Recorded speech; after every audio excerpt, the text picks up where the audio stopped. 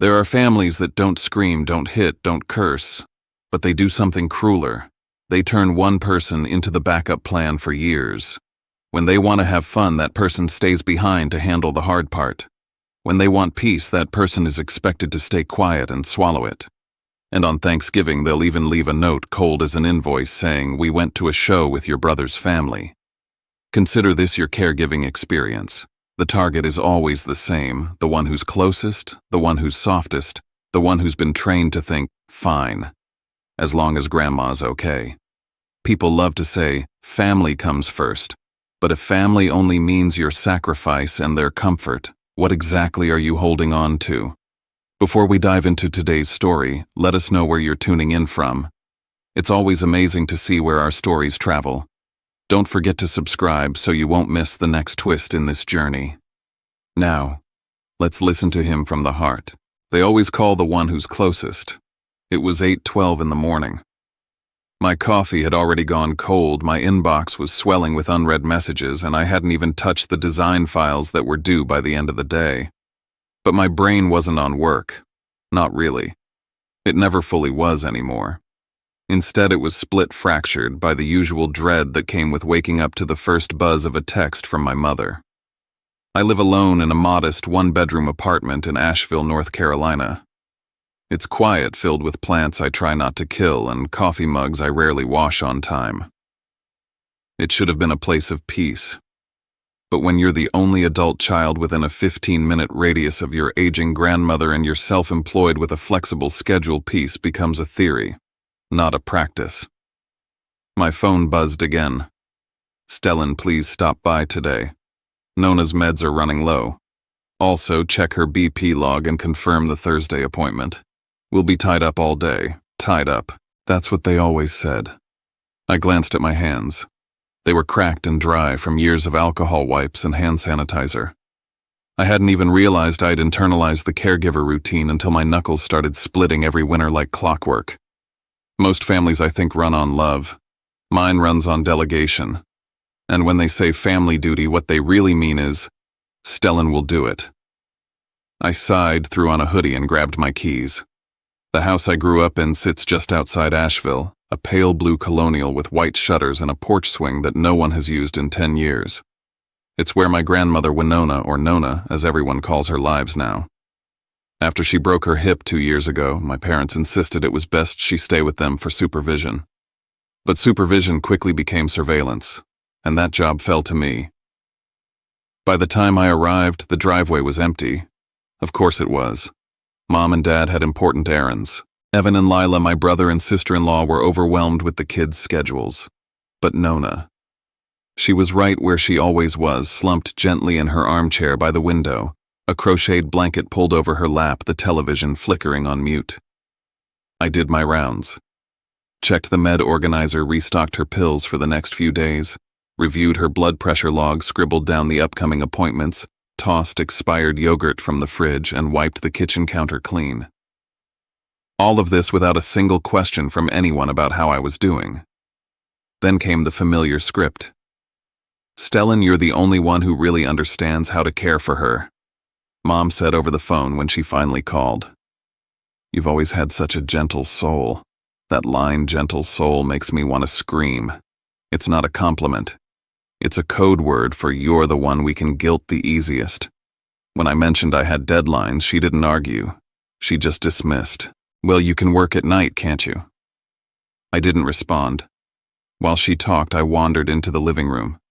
Nona was still in the chair, her eyes half closed. "You doing all right today, Nona?" I asked softly. No answer. I stepped closer. She stirred slightly. Her head turned. And then something strange. For the briefest moment, her eyes locked on mine. Not cloudy or lost like usual. Sharp, calculating. Her lips didn't move, but her gaze. It lingered, like she was measuring something in me. I reached for the small black notebook tucked between the cushion and the side of the chair, one I hadn't noticed before. The second my fingers brushed it, her hand shot out fast, too fast. She clutched the notebook and pulled it into her blanket, then slumped back, closing her eyes again like she'd never moved. A chill ran through me. I stood there for a long beat trying to shake it off. Then I gathered my bag and slipped out. Back home, I collapsed on the couch, drained. I thumbed through my phone and opened my texts. Jules. You alive in there? I tapped back a half-joke. Me barely. I think I got gaslit by a woman in a bathrobe today. She called me instantly. You're not doing great, Jules said after I filled her in. You don't even realize how much this is breaking you down, do you? I'm fine, I lied. I hated how weak it felt to even complain. I was so used to absorbing the weight that saying it out loud made me feel dramatic. Selfish. It's just Thanksgiving week, I told myself. Same as every year. Except as I crawled into bed and set my alarm, my phone buzzed again. 6 missed calls. All from Mom. Something in my chest tightened. This year wasn't going to be the same. I felt it. The call came at 7:03 a.m. I hadn't even brushed my teeth when the screen lit up with her name. Again. Stellan Mom's voice came through sharp, clipped with a note of disappointment. You didn't answer yesterday. I called twice. I was working, I said. Deadlines. A beat of silence. Well, we have exciting news. She continued, shifting gears so fast it gave me whiplash. We're doing something special for Thanksgiving this year. I already knew I wouldn't like whatever was coming next. She launched into it. They'd booked a 3-day trip to New York City Broadway shows, hotel reservations, dinner with old friends. Just the 4 of us, she said brightly. 4, I repeated. Mom didn't miss a beat. Me, Dad, Evan, and Lila. My stomach dropped. So, I'm not invited. You've got something even more important, she replied sweetly. You'll be staying with Nona. It's only for 3 days, darling. My jaw clenched. You didn't even ask me. Her tone shifted immediately. Stellan, she's your grandmother. She's your mother, I shot back. When was the last time you stayed with her overnight? Mom didn't answer that. Instead, she went for the dagger. I just thought you of all people would understand how much this means to us. You know how to be compassionate. There it was, the manipulation cocktail. 1 part guilt, 1 part martyrdom, 1 part flattery. I'm not doing it, I said flatly. I have plans. Silence on the other end. Then fine. I'll let your father call you. She hung up. I barely had time to process it before my phone rang again. Dad. His voice was calm, measured. Hey, son. I understand you're feeling a bit overwhelmed. You think, we're not asking you to give up your life, Stellan. Just to step in for a few days. It would mean a lot. You've never asked, I snapped. You've always assumed. More silence. Look, he finally said, if 3 days is too much, maybe you could just stop by Thursday morning. She's been asking about you. That stopped me.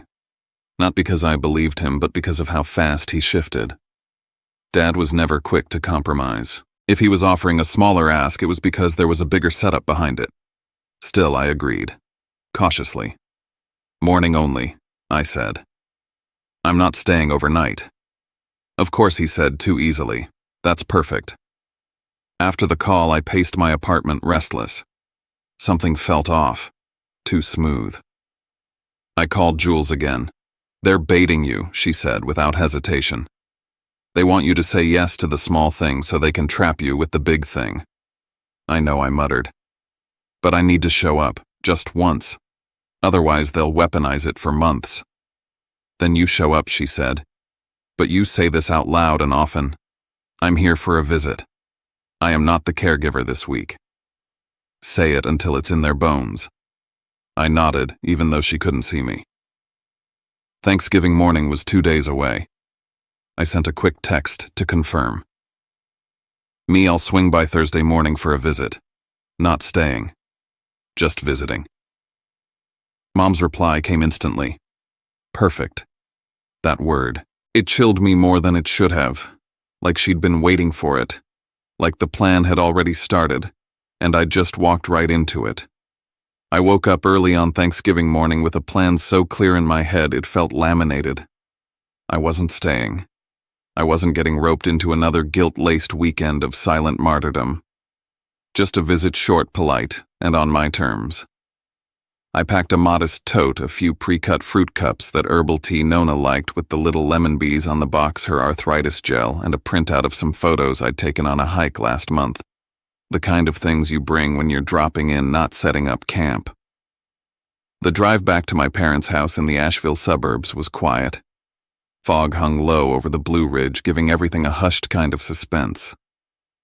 I pulled into the driveway and noticed the first red flag before the engine was even off. No cars. Not my dad's old Buick, not Mom's CRV. Evan's SUV wasn't there either. I frowned. Maybe they were out grabbing coffee. Or maybe the show started early. Still, it felt off. Inside, the lights were on, but the house was dead silent. No clatter of plates, no smell of stuffing. Just stillness and the faint hum of the refrigerator. "Hello," I called out already, knowing I wouldn't get an answer. I passed through the living room and saw her, Nona. Curled on her usual chair, bundled under a fleece blanket, eyes closed, mouth slightly open. Fragile and small. I froze for a beat, instincts firing. I stepped closer and touched her wrist, warm pulse, steady. Relief. But still something felt rehearsed. I moved to the kitchen and that's when I saw it. A single sheet of paper sitting square in the center of the island, weighted by the salt shaker like it was trying not to blow away from the truth it held. My stomach turned before I even read it. The handwriting was unmistakably Mom's, those tight, determined loops. It said, "Gone to a show with your brother's family, so we'll let you experience caregiving. Food's in the fridge. No thank you. No hope, this isn't too much." Just that cold, clipped tone that always dressed up manipulation as responsibility. I stood there for a long time, the silence now suffocating. They hadn't just left. They'd planned this, constructed it. There was no backup care, no call to ask if I was available, no hint of negotiation. Just assumption, just orders disguised as fate. I stared at the paper. My fingers curled around it, crumpled it, then smoothed it back out again. Part of me wanted to walk right back out and let the house sit empty. But I knew how that story would be spun. He abandoned her. He left an old woman alone on a holiday. That's the trap, isn't it? They don't chain you down, they just make sure every exit leads to shame. I turned back toward Nona. She hadn't moved. Same blanket, same half-open mouth. I sighed. "Guess it's just you and me today," I muttered, moving to set the tea on the counter. And then movement. In the corner of my eye, something shifted. I turned fully and my breath caught in my throat. She was sitting up. Not groggily, not confused, but with precision. Her back straight, eyes clear. She stood. No wobble, no hesitation. She looked right at me, her voice crisp. "Shall we begin?" I didn't answer right away. I just stared, my mind rewriting itself in real time. Finally, I nodded. My phone buzzed sharp and sudden. I glanced down. Mom. Of course. Her name lit up the screen like a warning siren. She knew. And somehow I knew this was the moment she'd been timing all along. I didn't pick up. I let the phone buzz until the screen went black again. Then I looked at Nona. Really looked. She was fully upright, barefoot, but steady. Her hand braced on the back of the chair for effect more than support. The blanket had slipped to the floor. There was nothing frail in her expression. No fog, no confusion. "You're not—" I started but couldn't finish. She saved me the trouble. "No, I'm not confused. I haven't been in a while." I opened my mouth again, closed it, sat down. She turned toward the hallway. "Lock the door," she said, "then grab your phone. You'll want to take pictures." Of what? Everything. She wasn't kidding.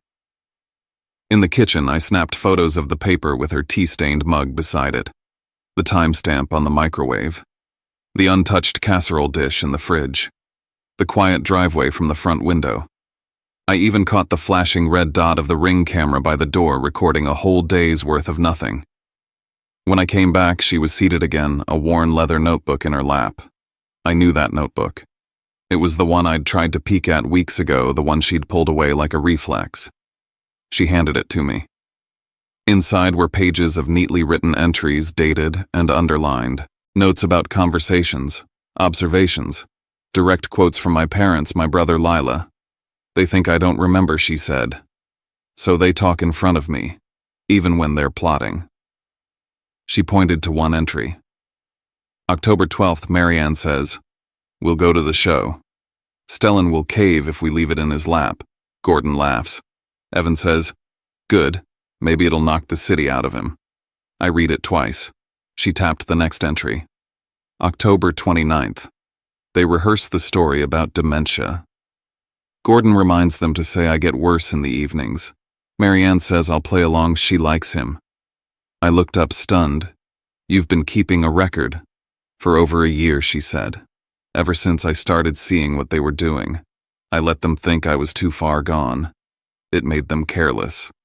"And the tea?" I asked. "The naps." "Sometimes I was tired," she admitted with a shrug. "But most times I was listening." I flipped ahead. Pages of it. Quotes. Times. What medication she was given and by whom. When they started locking her checkbook in the file drawer. "They're trying to get guardianship," she said. Or at least that was the plan. "Gordon's been talking to a lawyer." My skin prickled. "What for?" "To sign over power of attorney. But they need me confused. Or better yet, gone." It hit me then. The show wasn't about the show. It was a smokescreen. A chance to catch me in the act, to let them come home to whatever narrative they needed. "He's not stable," he lashed out. She got scared. "We need to step in for her safety." I sat back. "So what now?" She reached into the cushion beside her and handed me another list. 3 steps. Simple. Chilling. Step 1. Document everything. The note, the house, her clarity, the carless driveway. Check. Step 2. Call your mother. Calmly. Tell her she has 1 hour to return. Don't yell, don't plead. Just a deadline. Give her the chance to make the right call. Step 3. If they return and start spinning stories, don't argue. Don't try to win. Let them hang themselves on their own words and call the elder care ombudsman. You want me to threaten them with legal action? I want you to remind them they're not invisible. I stared at the list. 3 lines. Years of exhaustion condensed into a single page. I picked up my phone again. Dialed. Before pressing call, Nona reached out and pressed her palm over my wrist. "Say only 3 sentences," she said softly. "Keep them short. Keep them sharp. Time is the only thing that scares them now." The phone rang. Once, twice. Then I heard her voice, and I was ready. I dialed. The phone rang once, then again. My thumb hovered over the speaker icon, but I kept it at my ear. I needed to hear her raw, not filtered. "Stellan." My mother answered, her voice sweet like syrup left too long in the sun. "Everything okay with Grandma?" I didn't respond right away. I stared at the paper still on the counter, the one she'd signed with casual cruelty. "I'm standing in your kitchen," I said calmly. "Right now. Looking at the note you left. The one under the salt shaker. I've taken a photo of it. Time stamped. Clear as day." There was a pause. Barely a breath. "I told you I'd drop by this morning, not stay for 3 days. I didn't agree to caregiving, you know that." Her voice slid right back into gear. "Honey, you're already there. Let's just breathe, okay? No need to make this a thing. No need to make this a thing." That's always been her trick. Naming the discomfort as mine. As if I was conjuring the storm. She tried again. "Con, this is family. We all make sacrifices sometimes." I nearly laughed. Not because it was funny, but because it was so textbook. "Con," she said, "you can't leave her alone. You're not that kind of person. You'll do the right thing." That did it. My throat tightened, my teeth clenched, because to her my boundaries were just background noise, static to be tuned out. I breathed in, deep, measured. Then I gave her the 3 sentences, sharp and final. "You have 1 hour to return," I said. "If no one's back by then, I'll be contacting Adult Protective Services and reporting this as abandonment of an elder. I will stay for exactly 1 hour. And if the house is still empty, I will follow through." I hung up before she could twist the silence into something that served her. Almost instantly, my phone started buzzing. Once. Twice. Again. I didn't pick up. A text popped in from Evan. Don't blow this out of proportion. It's Thanksgiving. Another voicemail. This time my father's voice calm, but cracked at the edge. You're making this worse than it has to be, son. We're all tired. Let's not turn this into a disaster. I turned to Nona. She was already seated at the kitchen table with her notebook open again, eyes alert. Let's get to work, she said. We documented everything. The kitchen clock. The fridge stocked with 3 days' worth of meals. Her unmedicated clarity. The lack of any arranged substitute care. Every corner of the house told the same story they hadn't left by accident. They hadn't forgotten. This was deliberate. I pulled the Ring camera footage and exported clips of the empty driveway, marked the time, labeled each one.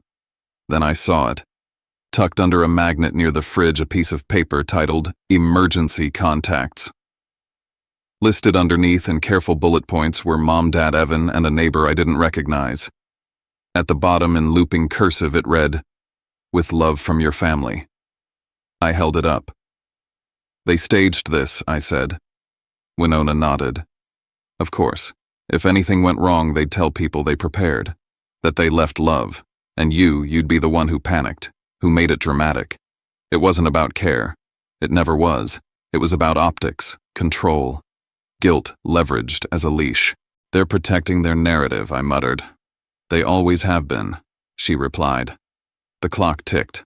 20 minutes passed, then 40. At 49 minutes, my phone lit up again. Dad. This time I answered. We'll be there soon, he said. I'll swing by in a bit. Your mom's still at the venue with Evan and Lila, but I'll check in, just him. Not them. I could see it clearly. They were trying to create just enough presence to avoid legal heat, just enough to blur the lines. I stepped onto the front porch as his car rolled into the driveway. He got out slowly, hands in jacket pockets like he had nothing to hide. He offered a tight-lipped smile. Stellan. I didn't move. I'm not here to argue, he said. Just wanted to make sure everything's all right. How long are you staying? I asked. He hesitated. Not long. Just checking in. Of course. They were trying to touch base without ever taking responsibility. Inside, Nona handed me a list. Times. Names. The paper from the fridge. A fresh cup of tea. Keep it all, she said. They don't fear your anger. They fear your evidence. As Dad left, offering a vague, we'll talk later, I stayed on the porch until his car disappeared.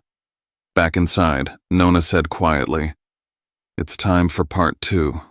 I looked at her. You're not going to argue anymore, she said. You're going to leave. And you're going to do it in a way that leaves them no time to rewrite the story. She led me to her bedroom. I'd barely been in there since I was a kid, the room where bedtime stories once echoed and the curtains never changed. She moved slowly but with purpose, going to the tall dresser near the window. From the bottom drawer beneath a pile of wool scarves, she pulled out a thick manila envelope and handed it to me. For 2 years, she said, I've been waiting for the right moment. I opened it. Inside, a cognitive evaluation signed by Dr. Elkins dated 6 weeks ago. Patient is lucid, stable, capable of all legal decision-making. A letter from an elder law attorney confirming active counsel. A copy of a last will and testament notarized. Several printed documents with scribbled notes and timestamps. I unfolded the will first. She'd named me primary beneficiary, with full explanation. To Stellan, my only grandchild, who saw me as a person, not a burden, who stayed not out of duty, but love. I looked up, stunned. I wanted them to underestimate me, she said. It bought me time. It bought us this. You've been planning this, I asked. She nodded. They tried for years. Little questions about signatures, casual comments about just in case. I knew what they were after, but I kept quiet. I let them think they were winning. I sank into the chair by her dresser. They wanted you isolated, she said. If you took care of me, they could paint you as unstable, codependent. Easy to discredit. But the moment you stood up for me, really stood up, they'd flip it. Say you were dangerous, overwhelmed, a threat. I swallowed. That note they left. It wasn't carelessness. It was bait, she said. And now they're realizing it didn't work. She handed me another list. Here's what you need, she said. Grab your bag. Take that envelope. Get in the car and leave before they get smart enough to circle back. I nodded. The house felt like a crime scene, not chaotic, just wrong. Just engineered. I took my bag from the guest room, tucked the envelope in deep, zipped it shut. Before locking the door, I placed one last thing on the kitchen counter. A letter, short, direct. I am not abandoning Winona. She is of sound mind. This house was left empty for nearly an hour with no caregiver present. All legal steps have been taken. She is not your pawn. She is her own person. I left it right where they'd left theirs, under the salt shaker. As I pulled out of the driveway, my phone lit up again. Mom's 6 missed calls. Evan, where the hell are you? You're not taking her anywhere. Dad, voicemail, you're overreacting. Just come back and we can talk. But they weren't in charge of the story anymore. I didn't answer. I saved every message. I got on the highway heading east. Nona sat beside me. Seatbelt clicked, eyes forward. Then she said softly, like a quiet prophecy, 3 days from now they won't be looking for you in this house anymore. They'll be looking for you online. 3 days. That's how long it took for silence to turn into sirens. Winona and I didn't speak much during those days in Sanibel. We didn't need to. There was a rhythm between us, light meals, beach walks. Her hands folded in her lap as she listened to the waves while I sat nearby cataloging everything, screenshots, voicemails, timestamps. Every missed call, every manipulative text, every half-hearted. Where are you left dangling on the edge of guilt? You need to let them speak, she told me, eyes closed. Voice steady. Not to you. To the world. People tell the truth when they're panicked, they just don't mean to. On the morning of day 3, I woke to the sound of waves and war. My phone lit up like a wildfire. Mom had posted on Facebook. She never said my name. She didn't have to. The passive-aggressive tone was a signature in itself. Heartbreaking Thanksgiving. When a family member walks away from their duties, the ones who suffer most are the elderly. We had everything set, meds, food, emergency contacts, but sometimes no matter how much you prepare, some just vanish. The comments rolled in like pitchforks. Cousin Diane. So sorry, Aunt Marianne. Some people forget what real family means. Old neighbor, Mrs. Carmichael, unbelievable. Poor Miss Winona. You raised your son better than this. It wasn't just guilt, it was strategy, a reframing. They hadn't left me holding the burden. They'd handed me a narrative, and now they were dressing it up for public consumption. I didn't flinch. I scrolled. I cataloged. Every lie carefully tucked between just enough truth to sound credible. But they didn't know I'd been documenting everything. I opened my camera roll, a photo of the note, let you experience caregiving, taped to the fridge. Empty driveway at 9:13 a.m., the microwave clock flashing 9:15 when I stepped in. A wide shot of the barren kitchen, another of the untouched pill organizer, doorbell camera footage time-stamped. They left before I arrived. No one returned. I sat down, opened my laptop, and drafted the post I'd hoped I wouldn't have to write, the one Winona and I had quietly been building. I titled it, The Truth. I was asked to stop by Thanksgiving morning. I said yes, an hour, maybe 2. When I arrived, the house was empty. No one had told me they were leaving town. A note waited on the fridge. My grandmother, recovering vulnerable alone, was left without warning. I wasn't informed. I wasn't consulted. I was punished. I attached the images. Just enough. No dramatics. Facts. Timestamps. Boundaries. Caregiving should never be a weapon. And family isn't love when it's used to trap someone. I'm not telling this story for revenge. I'm telling it so it doesn't happen to someone else. I posted it, then turned off my phone. That was the first match. The fire didn't spread slowly, it exploded. Jules commented. First, I was there when Stellan got the call. It was a setup. He was blindsided. This isn't family, it's exploitation. Within hours, the post was being shared by people I didn't know. Others, caregivers, estranged children, volunteers added their own stories. Groups from outside Asheville picked it up. Blogs reposted. A local news account DM'd me. And suddenly I wasn't just dealing with my family. I was holding a mirror up to a society that hides manipulation under the banner of tradition. Then came the backlash. My father sent a cold, calculated email. Your recent actions are concerning. We ask that you stop misrepresenting the family. This emotional reaction is not only immature, it borders on defamation. Please consider your mental state before continuing. Translation: We're losing control. Let's question yours. Then Evan texted me, delete the post, or I swear to God you won't have a place in this town. We'll make sure of it. That was the moment I realized they were shifting tactics. No longer denying what they'd done now, they were attacking who I was, undermining my stability, planting seeds. Next came the accusation. We're worried about Mom. We don't think she's fully aware of what's going on. It's not safe for her to be moved around like this. Mom again. A new post. Heavily veiled, but insidious. Elderly individuals deserve safety and familiarity. It's heartbreaking when they're taken without clarity. We pray for peace and understanding. I stared at it. They were trying to paint me as someone who'd taken advantage of an old woman. Winona didn't flinch. She handed me her phone. Record me, she said. I did. In her own words, she stated the date, the location, her name. She stated that she was mentally sound, had chosen to come with me, and was aware of all implications. This isn't just a vacation, she said into the camera. This is a refuge. And I'm here because I chose to be, not because anyone tricked me. That afternoon, another bomb dropped, this time from Mom herself. A new Facebook post, we owe our son an apology. We didn't think through what we were asking.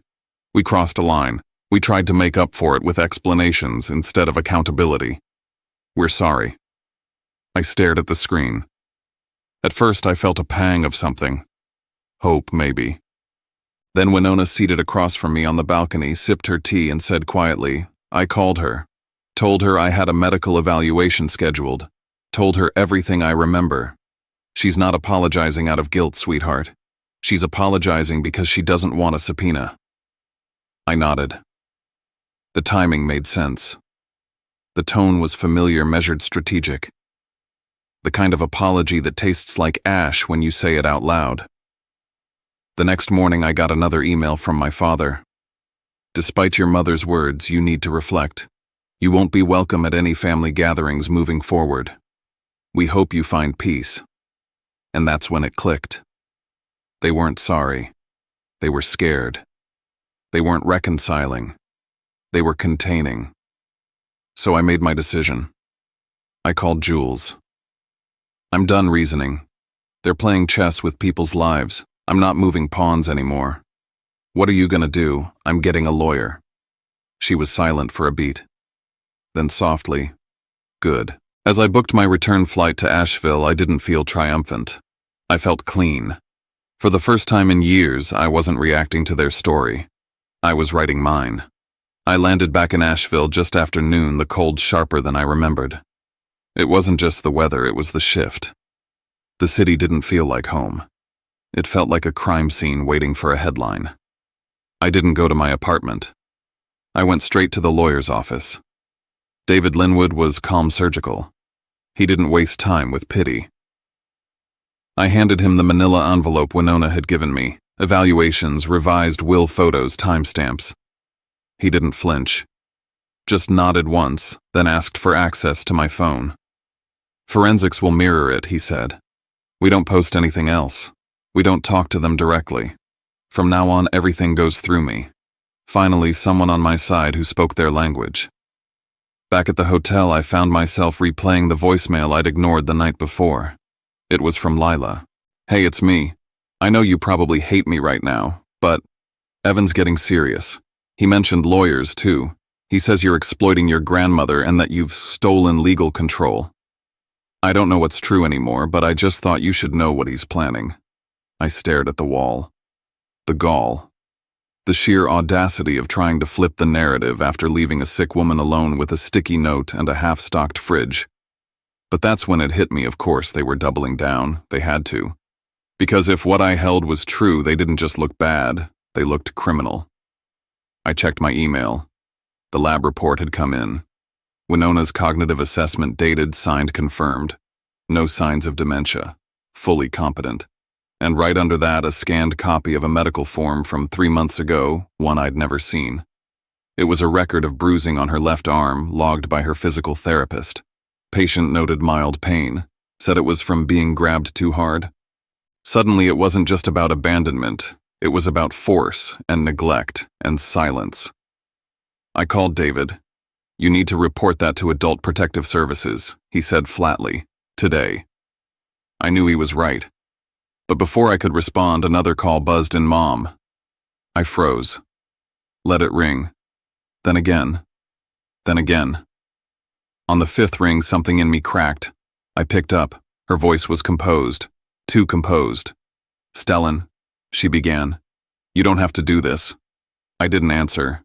We all said things we didn't mean, she continued. "But dragging this into legal territory, do you know how that makes us look?" "I'm not dragging," I said. "I'm documenting." There was a pause. Then she dropped her tone into something colder. "You think you've won because of a few signatures and photos. You're hurting your father. You're dividing this family."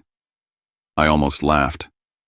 "You divided this family when you turned a sick woman into a pawn."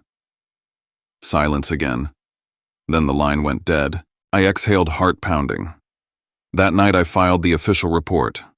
I attached the bruising form, the note on the fridge, the emergency contact sheet written like a script. I listed every missed call, every voicemail, every threat. David would handle the next steps. But deep down I knew. This wasn't just going to be court documents and quiet settlements. They were going to come after me in ways paper couldn't catch. And I had to be ready. Sometimes after a story like this, what stays with us isn't the shock or the conflict, but the quiet question it leaves behind. How many people are carrying responsibilities they never agreed to simply because they were the closest, the kindest, the easiest to rely on? When we listen closely, we realize this isn't just one family's story.